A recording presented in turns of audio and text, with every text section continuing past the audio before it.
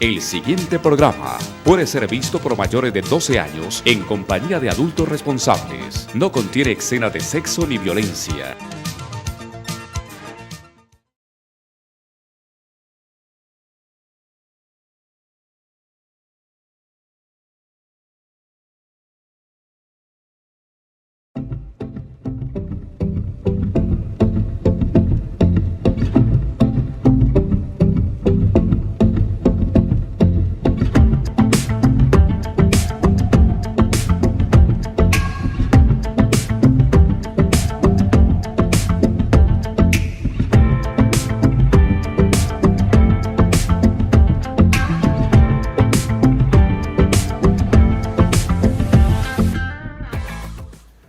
Fraternal y afectuoso saludo a todos mis televidentes en Colombia y en otras regiones del mundo. Este es Justicia para Todos con Gilmar Tafur. Y hoy vamos a reiniciar este ciclo de programas tan interesantes, de una gran altura profesional y de conocimiento de tipo filosófico y de tipo jurídico, con enfoque de derechos humanos y con enfoque constitucional, dentro de la perspectiva de la constitucionalización del derecho colombiano y la convencionalización del mismo. Un material que sirve como referente académico, como referente de protección de derechos fundamentales, pero también como material argumentativo para abogados y para todos los oyentes que se ven circunscritas en situaciones de vulneración de sus derechos fundamentales. Hoy tenemos que hablar de algo muy importante. Hoy vamos a iniciar con un tema que atañe a derechos fundamentales dentro de la familia. Ese derecho fundamental a tener paz y sosiego doméstico en el entorno familiar. Ese derecho fundamental constitucional a que la familia sea protegida, que sea resguardada en la posibilidad de vivir en armonía, sin violencia y sobre todo que las mujeres vivan libres de violencia y los menores y los ancianos en entornos familiares. Y por esa razón se promueve la constitucionalización de ese derecho a vivir en paz en el entorno familiar. Y es importante decirles que existe una figura que se llama el incidente de reparación integral en el marco de procesos de separación, ya sea en uniones maritales de hecho o ya sea en el divorcio, la cesación de los efectos civiles del matrimonio. Allí puede operar el denominado control de convencionalidad y los jueces están obligados a aplicarlo, pero no solamente los jueces, sino las autoridades de carácter administrativo que conocen de temas de familia, de tal forma que se trata de proteger y guarecer derechos fundamentales protegidos constitucionalmente y convencionalmente. Cuando el vínculo se disuelve, vienen situaciones que son incómodas para la familia. Y entonces hay unos estándares de carácter constitucional y convencional para adelantar esta protección y esta reparación que genera daños al interior del entorno familiar. Precisamente hay sentencias de unificación y sentencias de orden constitucional que establecen que los jueces de familia tienen la obligación de pronunciarse sobre la reparación de daños causados por la violencia intrafamiliar, aplicando una perspectiva de género para no obligar a la víctima a un nuevo peregrinaje judicial. Eso significa que terminado el proceso, que una vez que se determinó que se probó la causal de violencia intrafamiliar, entonces se puede promover la reparación mediante incidente de los daños causados al interior de la familia. Esto es de trascendencia grande, porque hay una cantidad de daños sobre los cuales se puede pedir reparación. Esto es que el daño físico impacta el sistema general de la familia mediante ese ejercicio de la violencia en cuestiones de enfoque de género. Y existen el daño emergente, el lucro cesante, existe el daño moral, que es el sufrimiento, la angustia y el miedo padecidos durante la relación y el proceso de separación. Ese es el daño moral. Y el daño al proyecto de vida, cuando la violencia impide que la víctima desarrolle su personalidad libremente, como por ejemplo impedirle a la víctima que estudie porque se la obligó precisamente a que ella tenía que asumir obligaciones con perspectiva de estereotipo de género. Así que el daño al proyecto de vida también debe ser reparado. Cuando se le impide a la persona, al cónyuge, que desarrolle una carrera, que mantenga vínculos sociales, que impidan que la persona se autorrealice. Esta es una forma de violencia al interior de la familia. Pueden pedir esa reparación otros sujetos dentro de la familia, como por ejemplo personas mayores, ancianas, vulneradas, también el hombre, pero cuando se dan estos casos se pide que se haga un enfoque de género, porque la violencia estereotipada se ha ejercido tradicional y estructuralmente sobre las mujeres. Por eso quiero contarles que en el equipo Gilmar Tafur, Justicia para Todos, hay una serie de profesionales en todas las áreas del conocimiento que van a servir, estimados televidentes, para que ustedes puedan argumentar, probar, hilar el daño, el suceso, el hecho que alegan como dañoso para sus integridades y el libre desarrollo de su personalidad, y sobre todo para cubrir el tema de maltrato físico, psicológico y económico sufrido durante el tiempo de convivencia en familia. De tal manera que el daño al proyecto de vida también merece una reparación y una compensación de carácter económico. Por ese motivo, causa y ocasión es que el constituyente colombiano, la jurisdicción colombiana, a través de sentencias muy interesantes, ha abierto el espacio para evitarle a la víctima de este tipo de violencias un peregrinaje judicial, y se busca la tutela judicial efectiva de derechos vulnerados en entornos y en contextos de familia. Es importante decirle a todos los profesionales del derecho que les asisten, abogados, jueces, funcionarios administrativos, que es necesario que se aplique el enfoque de género y la interseccionalidad. ¿Cómo qué? Como para que la reparación sea realmente efectiva, el juez debe aplicar estos criterios que son vitales y que corresponden a estándares señalados ya en el contexto del derecho internacional de los derechos humanos, y también señalados y sobre los cuales ha hecho énfasis la Corte Constitucional colombiana. La necesidad de hacer aplicación del enfoque de género es una realidad jurídica latente en la cual debe aplicarse el criterio de flexibilidad probatoria. Como quiera que en las violencias intrafamiliares impera el principio de presunción de veracidad del testimonio de la víctima y la carga dinámica de la prueba.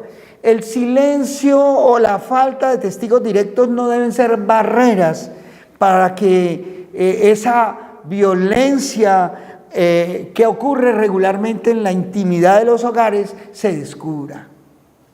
Igualmente, el análisis interseccional, que es un criterio muy interesante, que viene a mirar las condiciones, la etnia, las condiciones económicas, las condiciones educativas, sobre todo en temas de violencia económica. En la violencia económica el daño que se genera es mayor, ya que la capacidad de resiliencia de la víctima se merma por su entorno social. Igualmente, las medidas de reparación no pecuniarias, es decir, que se conoce como medidas simbólicas. Allí el funcionario o el juez puede ordenar al agresor costear los tratamientos médicos y psicológicos que sufra o que deba amparar, avalar a la víctima de la violación y de la violencia, y tanto a ella como a los hijos. De tal manera que los hijos vienen a ser víctimas indirectas si la madre es víctima directa. Las medidas de reparación no pecuniarias deben ser un ejercicio dinámico y vital dentro de la jurisdicción y dentro de la administración pública cuando ésta ejerce funciones de protección en materia de familia. Me refiero a los inspectores, a los comisarios de familia. Qué importante entender esto. El incidente de reparación integral es una posibilidad real que tienen todas las víctimas de violencia dentro de los entornos familiares. Y para que ese suceso tenga viabilidad es necesario que se apliquen estándares convencionales en el siguiente orden. Primeramente, que haya una declaración por parte del juez o por parte del funcionario administrativo que ejerce funciones jurisdiccionales, una declaración de culpabilidad. Esa declaración de culpabilidad debe aparecer en la sentencia de divorcio o en la resolución donde se ordenan las medidas de protección, y que la causal alegada como causal de maltrato haya sido probada, de tal manera que esto genera la posibilidad de dar trámite al incidente de reparación integral. Ahora, una vez que esté firme la sentencia o la resolución, puede abrirse espacio para que la jurisdicción y la víctima actúen en contextos de reparación. La víctima deberá aportar todas las pruebas sobre el daño, como son los peritajes psicológicos, las facturas, los testimonios. Recuerden ustedes que el equipo Gilmar Tafur tiene excelentes peritos en todas las áreas del conocimiento, como en el conocimiento psicológico, como en el conocimiento del trabajo social, para hacer el diseño de las estructuras familiares. Otro tipo de conocimientos como son psiquiatras, psicólogos, clínicos, médicos, que pueden aportar muchísimo a el conocimiento del fallador, del juzgador, para que determine cuál debe ser la cuantificación de los daños morales, la cuantificación de los daños físicos y psicológicos. Recuerden ustedes a mi coequipera, la doctora Jenny Patricia Orejuela, que es una de nuestras neuropsicólogas, y una serie de profesionales que van a poder ayudarles a sacar adelante estos justos juicios para la gente que ha sido realmente víctima en contextos de familia.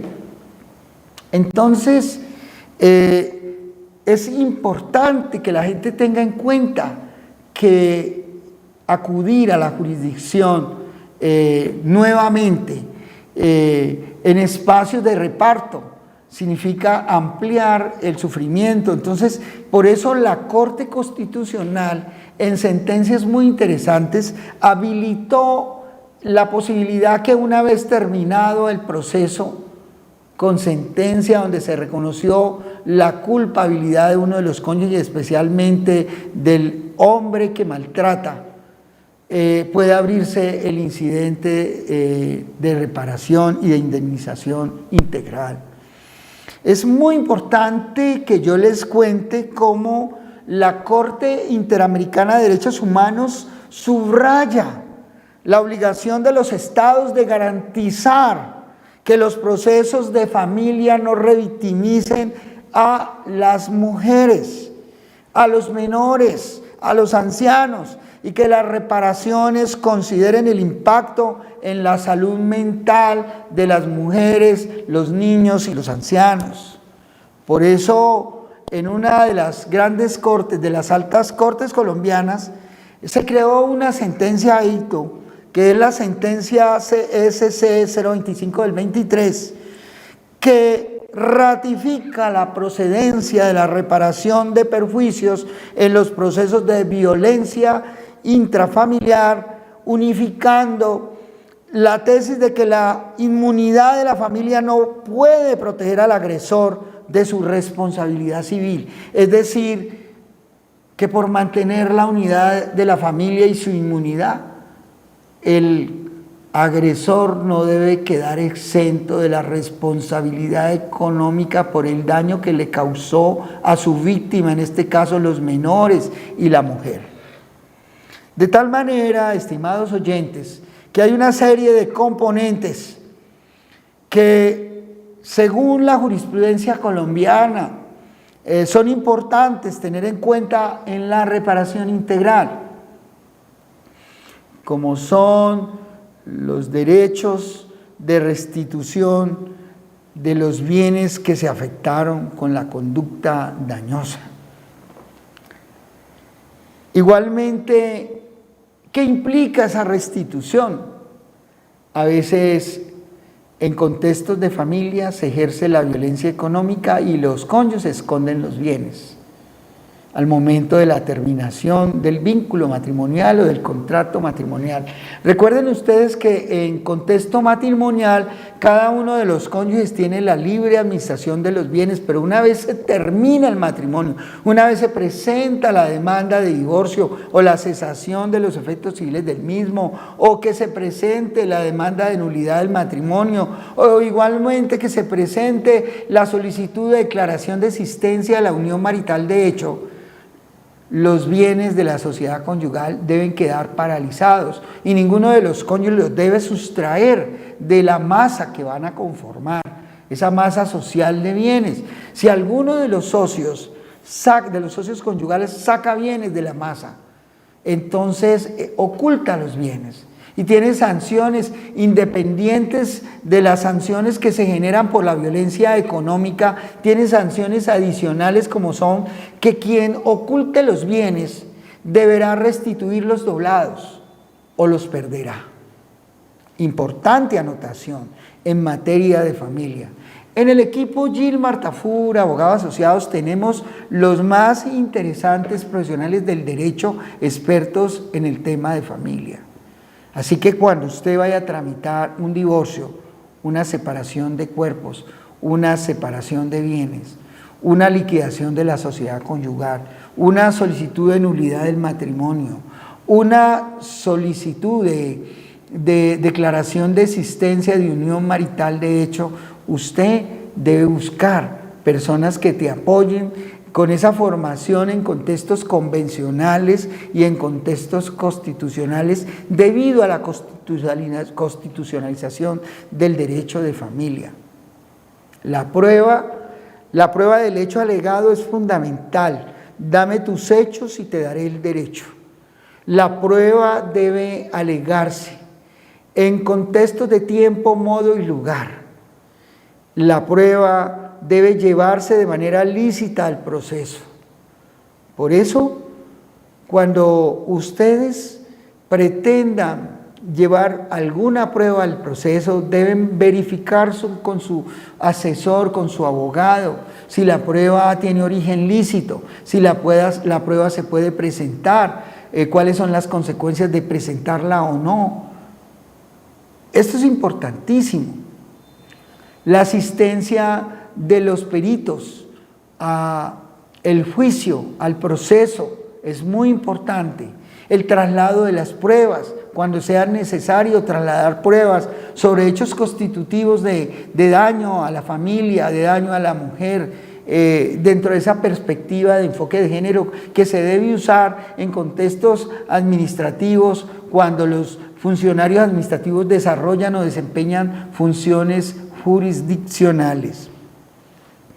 Es necesario entonces que la gente entienda que es una obligación la indemnización de los daños materiales y morales en contextos de familia. ¿Cómo se prueban los daños materiales en contextos de familia?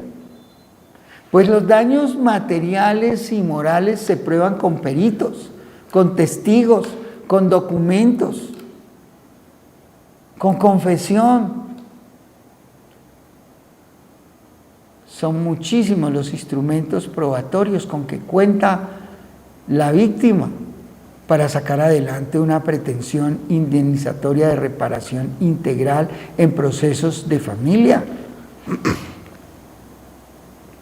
A veces es necesaria como parte de la reparación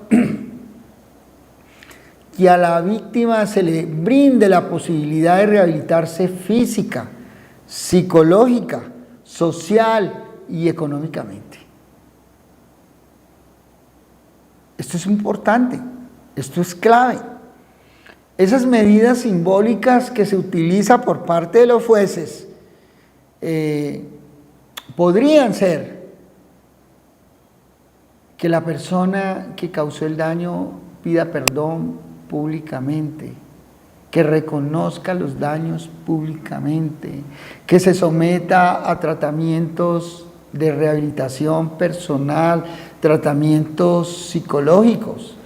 Fíjense que en materia penal es importante contar con estos elementos que yo les estoy aportando, porque a veces es necesario que ustedes, los que son abogados penalistas, entiendan que en casos de violencia intrafamiliar se pueden dar posibilidades de compensación económica para que la persona que incurrió en ese pecado capital de generar violencia repare el daño, pero además que tenga la posibilidad de tener un principio de oportunidad, una oportunidad más. Y ese principio de oportunidad lo puede lograr con esas reparaciones simbólicas, con esas compensaciones económicas. Si alguno de ustedes ha sido acusado de ese tipo de violencia y lo han denunciado por el delito de violencia intrafamiliar, pues debe tener todo un equipo para que le respalde. Y Gilmar Tafur, Abogados Asociados, que es un bufete que tiene como marco de acción la formación al más alto nivel de derechos convencionales, en derechos convisionales, en derechos humanos, en derecho internacional público, en derecho internacional de los derechos humanos y en derecho constitucional colombiano. Ustedes pueden acudir para que todo mi equipo pueda auxiliarles y ayudarles a salir adelante en esas situaciones. Estamos hablando de algo que se relaciona muchísimo: la necesidad de reparar el daño en contextos de familia con enfoque de género, cuando las víctimas son mujeres o niños. Pero regularmente en medio de todo esto hay denuncias de carácter penal, y a veces a esa persona que generó un daño psicológico, un maltrato psicológico, un maltrato económico, le ponen una pena, a veces de 15, 13, 12 años, cuando las violencias son agravadas. Entonces, antes de llegar a esos extremos, ¿podría usted trabajar un principio de oportunidad? ¿Podría usted compensar a la víctima? ¿Podría usted someterse a tratamientos de rehabilitación en temas de clínica psicológica? ¿Podría usted compensar el daño social que le ha causado a la víctima, reconociendo su daño públicamente, compensando económicamente? que eso sería mejor que usted se fuera a la cárcel. Por ese motivo, existe también la reparación integral para que no solamente salga la sentencia que diga que sí, que el señor es culpable de violencia intrafamiliar, de tipo económico, de tipo psicológico, no. Hay la posibilidad de que en una adicional sentencia se ordene la reparación integral por el daño sufrido por las víctimas, que pueden ser la mujer con enfoque de género, la mujer o los menores. Qué importante entender este tema tan trascendente y tan de moda, porque la violencia intrafamiliar contra las mujeres, contra los menores, es una constante. Por supuesto que hay violencia de género contra los hombres, violencia practicada contra los hombres porque son hombres.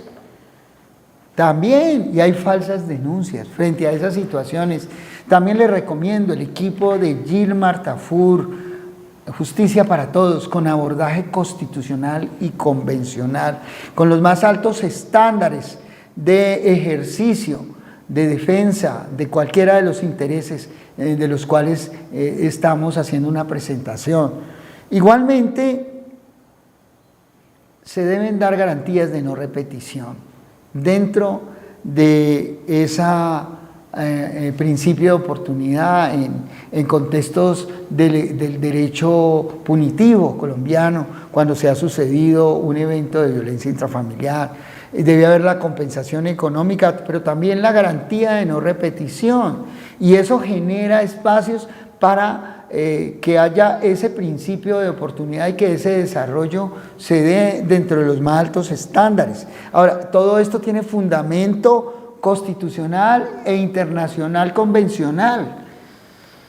¿Por qué? Porque hay una serie de instrumentos internacionales de gran importancia que podemos usar, de los que podemos echar mano para defender estos derechos fundamentales a la vida en sosiego, a la vida en paz, en contextos de familia.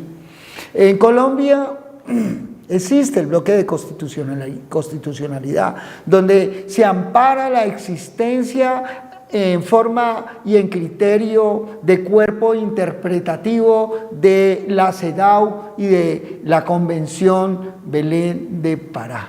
Esa CEDAW es una convención que protege a las mujeres contra toda forma de violencia, en contextos de estereotipos estructurales de patriarcado, como dicen algunos teóricos feministas, y que se pretende con ello proteger la integridad de la mujer en la familia y de los menores.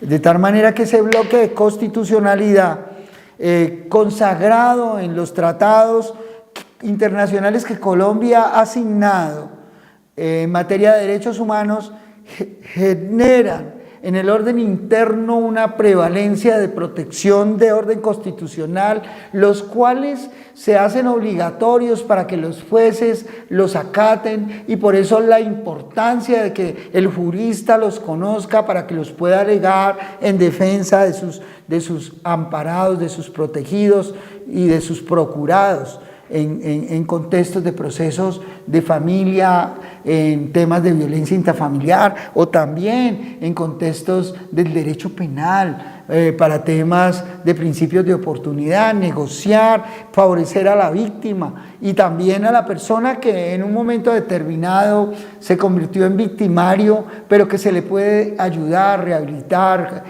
sanear y generarle espacios de oportunidad. Por eso se habla de principio de oportunidad.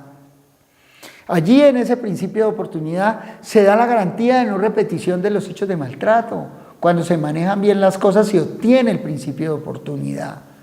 Y entonces una persona que la podrían poner a pagar 13, 15 años por una violencia, termina saliendo de esa situación, de esa encrucijada, de una cárcel, simplemente compensando económicamente, rehabilitándose, haciendo reparaciones de carácter simbólico, pidiendo disculpas, sometiéndose a tratamiento clínico psicológico para tratar sus temas de violencia, sus temas de adicción, sus temas que le ponen en la imposibilidad de comportarse normalmente, con un trato respetuoso y digno hacia la persona de la mujer o de los menores y de las personas adultas mayores. De tal forma que ese bloque de constitucionalidad viene a ser un elemento de protección vital del cual tenemos que echar mano en todas las situaciones y oportunidades. Por eso el equipo Justicia para Todos con Gilmar Tafur genera esa posibilidad defensiva. En el equipo hay más de 15 profesionales del derecho dispuestos a jugársela por ustedes, pero también profesionales, peritos, expertos en diferentes áreas del conocimiento. Ahora, la jurisprudencia internacional del sistema americano de derechos humanos reconoce que la obligación de reparar incluye tanto daños patrimoniales como no patrimoniales y se basa en principios de proporcionalidad, en principios de integralidad y en principios de eficacia. Muy importante todo esto. Muy importante tenerlo en cuenta. Ahora, en Colombia hay unas jurisprudencias de unificación, una muy importante, la sentencia SU 254 del 2013.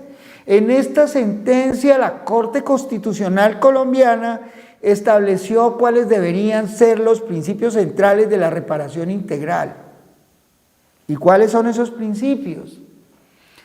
Los principios son la proporcionalidad, el que la reparación sea idónea y adecuada, que sea integral y eficaz respecto y en relación con el daño realmente sufrido.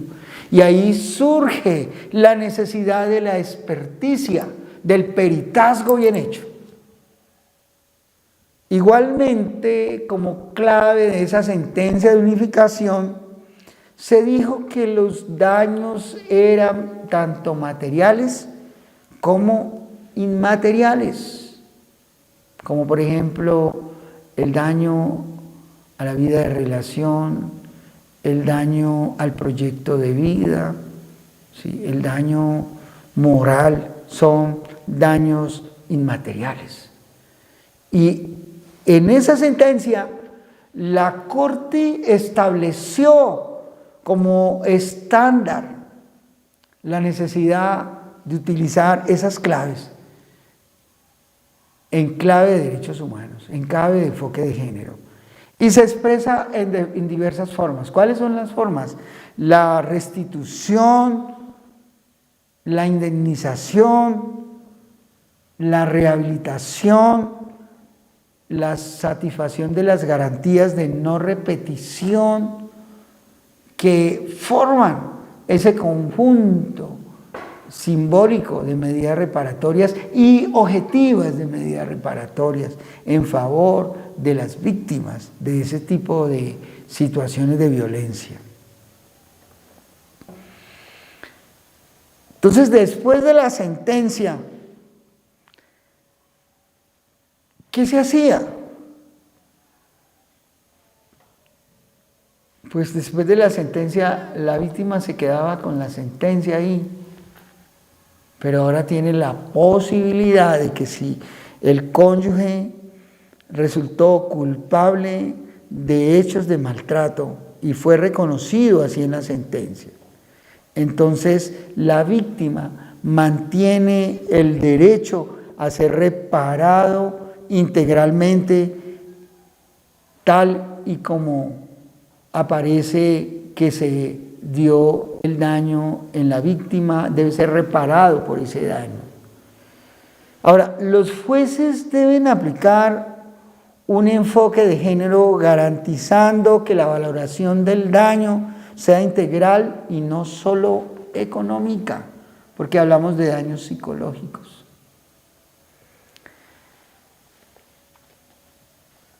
En procesos afines procede el incidente de reparación integral. Por ejemplo, en temas de justicia penal transicional, se estableció en la jurisprudencia que ese tipo de procesos donde se reconoció responsabilidad penal o civil por violencia, debe considerarse en esos procesos la necesidad de la reparación integral conforme a los principios constitucionales e internacionales de derechos humanos. ¿Cuáles son los aspectos procesales estimados televidentes a tener en cuenta en este tipo de situaciones? El primero es que existe el control difuso de convencionalidad en los casos en los cuales haya omisiones judiciales. Pero también existe la acción constitucional de tutela cuando hay violación al debido proceso y hay omisiones de carácter judicial donde se vulnere desde la institucionalidad el derecho de la víctima. La Corte Constitucional ha predicado que si una autoridad omitió aplicar la perspectiva de género o los estándares constitucionales de derechos humanos, esto puede ser causal para acudir a la acción de tutela, a la acción de amparo, o pedir el control difuso de convencionalidad. Interesante, ¿no? Puede haber un defecto en que haya necesidad de aplicar las medidas para la reparación y la protección pronta y eficaz de la víctima, de tal manera que si no se proveyó la protección en forma integral del derecho conculcado, violado, entonces estamos frente a omisiones estatales que generan y pueden generar responsabilidad no solamente en el ámbito interno, sino responsabilidad internacional por violación de derechos fundamentales, de derecho a la igualdad, la falta de aplicación del enfoque de género y la perspectiva de género. Existen unos criterios de enfoque especial. ¿Y cuáles son esos criterios? El criterio de aplicación de la perspectiva de género, de tal manera que los jueces de la República deben integrar la perspectiva de género cuando se trata de casos de violencia contra mujeres u otras personas en situación de vulnerabilidad en todas las etapas del proceso de reparación. Cuando me refiero a esas otras personas, me refiero a personas mayores vulnerables, adultos mayores, menores, niños, niñas, mujeres. Cuando la violencia es contra una mujer o contra un adulto, se agrava la situación del autor, de aquella persona que generó el daño, se llama perpetrador, victimario. Debe garantizarse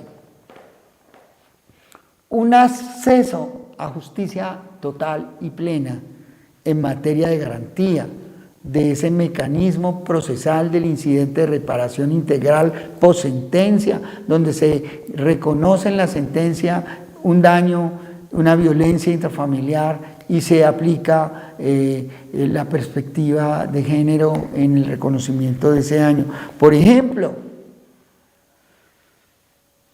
es necesario que el Estado garantice los mecanismos efectivos para que las víctimas reclamen de manera integral dentro de algunos procesos de tipo familiar, puede ser, o administrativo, todas las violaciones al derecho de acceso a la justicia, y debe proveerse el trámite incidental, como en el caso del incidente de reparación integral. Es muy importante, pero muy importante, estimados televidentes, entender esta dinámica. Ahora, debo decirle a ustedes, estimados televidentes, que en materia de derechos humanos se protege a la mujer como sujeto de especial protección constitucional y convencional. Entonces se deben aplicar esos criterios convencionales y constitucionales para proteger la mujer en contextos de violencia de género. Ahora, me dirán ustedes, ¿qué pasa con los hombres que son violentados? Sí, ciertamente existen muchísimas falsas denuncias, pero muchísimas falsas denuncias, y con esto se violenta a muchísimos hombres. Pero no solamente las falsas denuncias, sino violencia en el contexto familiar, maltrato físico, psicológico y económico. Los hombres también son víctimas de violencia. Como decían por allí, los hombres también lloran por la violencia. Pero por la violencia estructural que existe en el mundo, se ha enfocado más a proteger el derecho a que las mujeres vivan libres de violencia. Entonces eso nos da esas posibilidades de proteger tanto a hombres como a mujeres. Pero en materia de violencia intrafamiliar, si se declara en la sentencia o en la resolución que estamos frente a un caso de maltrato económico, psicológico, físico, verbal, entonces hay lugar a la reparación integral y se puede tramitar el incidente de reparación con las consecuencias para el perpetrador. Así que ustedes cuentan con todo un equipo de profesionales del derecho, abogadas y abogados, expertos en el área del derecho de la familia, también en el área penal, cuando se trata de proteger a la persona que ha sido acusada de la violencia en escenarios de tipo penal, en escenarios punitivos, como utilizar la técnica correcta para pedir el principio de oportunidad, otro tipo de subrogados que aparecen para proteger precisamente ese derecho a que la persona pueda seguir desarrollando en libertad su proyecto de vida, haciendo algunas gestiones y compensaciones de carácter simbólico y económico. Esto es Justicia para Todos, con Gilmar Tafur y sus abogados asociados. Qué importante.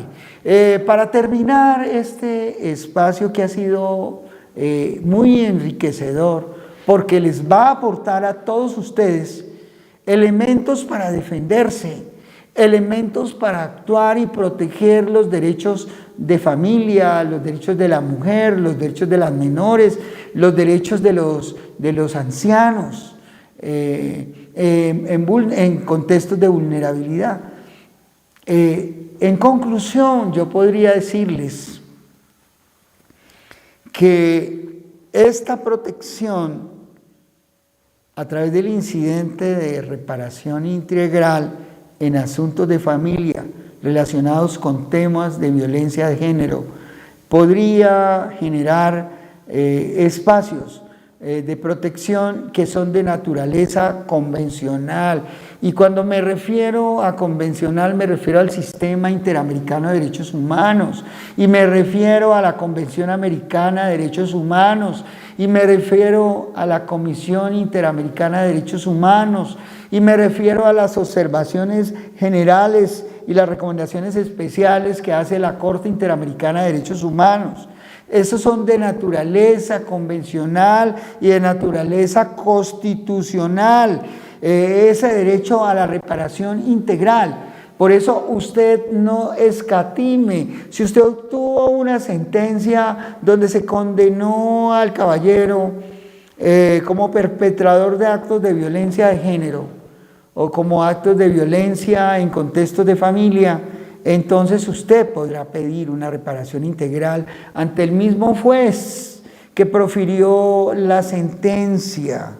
Entonces es una conclusión muy interesante y que les va a quedar claro. Es decir, si usted probó en un proceso que su cónyuge la maltrataba. Ahora, cuando hablamos de maltrato, el maltrato se tiene que probar.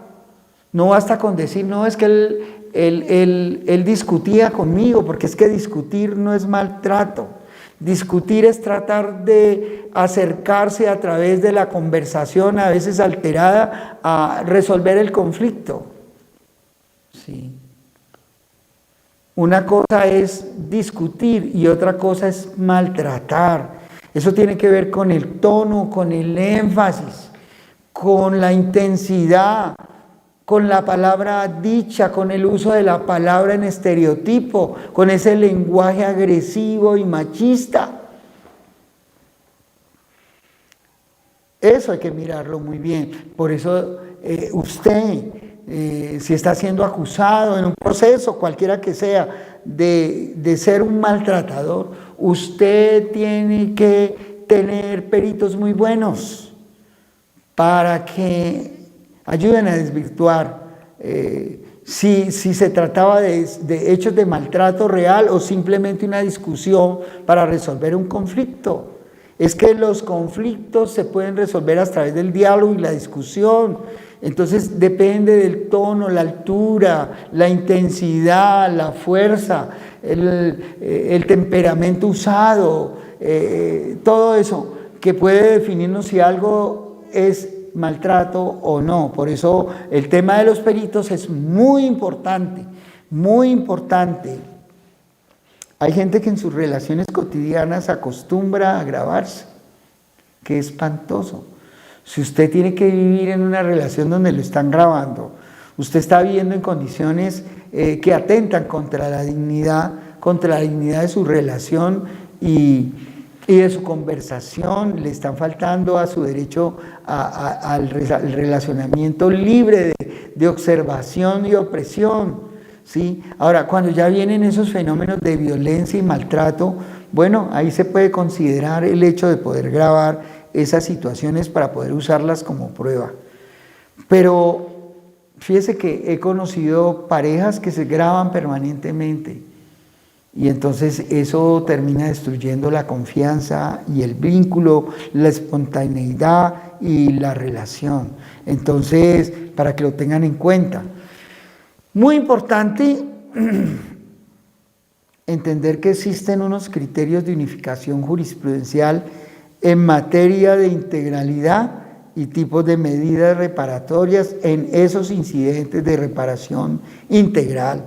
El tema de hoy ha sido fabuloso porque le va a abrir la puerta a muchos de ustedes y a muchas de ustedes que han sido víctimas de maltrato para solicitar el incidente de reparación integral. Y en los casos donde ya no sea posible demostrar o intervenir con el incidente de reparación integral ante la jurisdicción que profirió el fallo, pues en un proceso de reparación, en un proceso de indemnización por responsabilidad civil, por daño contractual derivado del vínculo, de la relación donde comprometieron a cuidarse, ese pacto que hacen en la iglesia o ante el juez, de tratarse bien, de respetarse, de ser solidarios, si no se cumplió porque se dedicaron fue a maltratarse, entonces en otro escenario pueden también pedir la declaratoria de responsabilidad civil contractual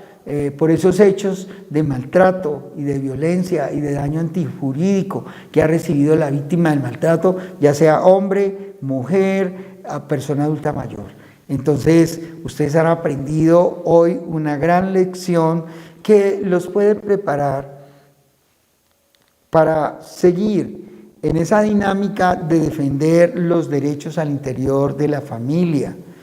Importante que comprendamos tanto los jueces como los defensores de derechos humanos, como los litigantes en materia de familia, en materia de derecho penal y otras materias cercanas, que la obligación de aplicar el enfoque de género y de derechos humanos es una obligación de todas las autoridades de la República que ejercen funciones de carácter jurisdiccional o funciones donde se afecten los derechos de las mujeres, porque esa es la política, esa es la recomendación de la Corte Interamericana de Derechos Humanos, y como existe la convencionalización y constitucionalización de los derechos en general, ese criterio, ese estándar de aplicación debe aplicarse realmente en las decisiones de protección y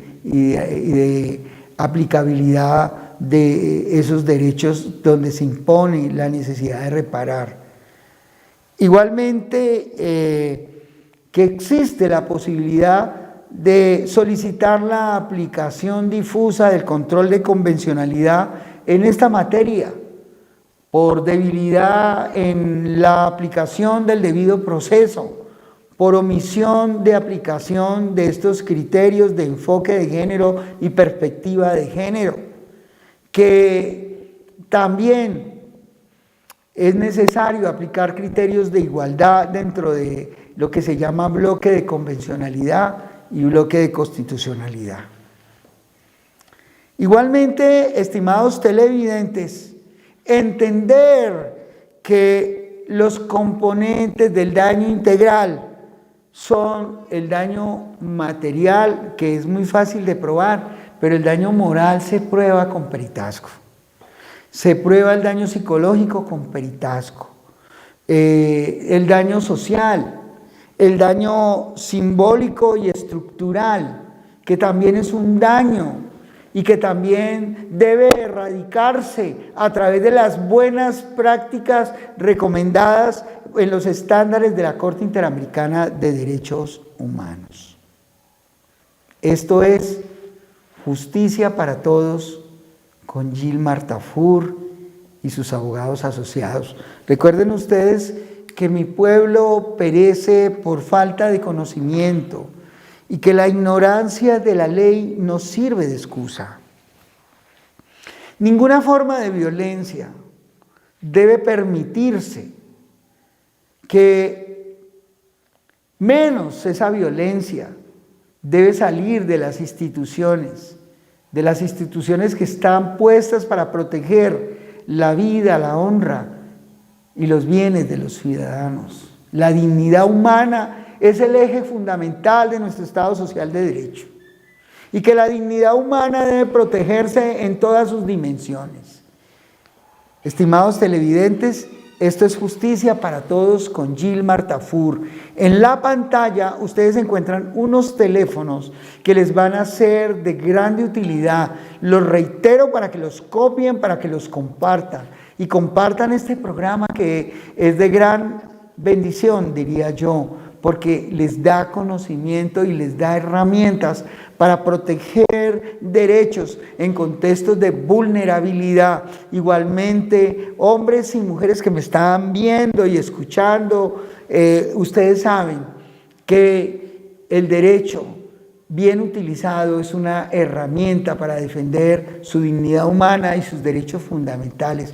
Por eso esos teléfonos 315-528-1453, 884-3306 son teléfonos claves que van a poderles ayudar. Contamos con el más excelente equipo de profesionales en casi todas las áreas del derecho, diría que en todas, porque abarcamos también el derecho internacional de los derechos humanos para poder denunciar ante la Comisión Internacional de Derechos Humanos, con sede en Washington, todas aquellas violaciones de derechos humanos que en Colombia no se han podido proteger o que el Estado colombiano mismo ha vulnerado. Por eso es muy interesante decirles que contamos con equipo selecto de juristas preparados en Derecho Internacional Público, Derecho Internacional de los Derechos Humanos y Derecho Internacional Privado para defender sus justas causas. Profesionales con maestría, con doctorado, especialistas, personas avesadas en el conocimiento legal, trajinadas en el litigio estratégico. Por eso no lo duden, ustedes pueden pedir su cita en los teléfonos que les he referenciado y que están ahí en sus pantallas. No solamente el derecho internacional privado, público, temas convencionales, temas de derechos humanos, temas constitucionales, sino también en materia de derecho de la seguridad social y del trabajo.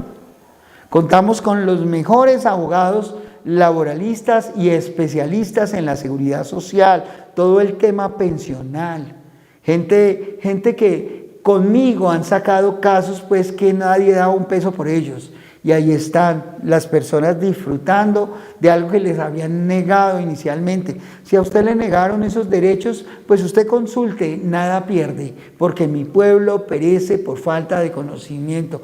Yo no me canso de contar la historia. No me canso de contar la historia de el señor Caracas, que ese señor fue víctima de violencia estatal y se le estaban robando la pensión funcionarios con el abogado que había conseguido inicialmente. Entonces, ustedes anoten esos teléfonos porque los derechos de ustedes que no les están siendo reconocidos les serán restituidos, porque mi pueblo perece por falta de conocimiento. Es que existe justicia para todos con Gilmar Tafur y sus abogados asociados. Bendiciones mil.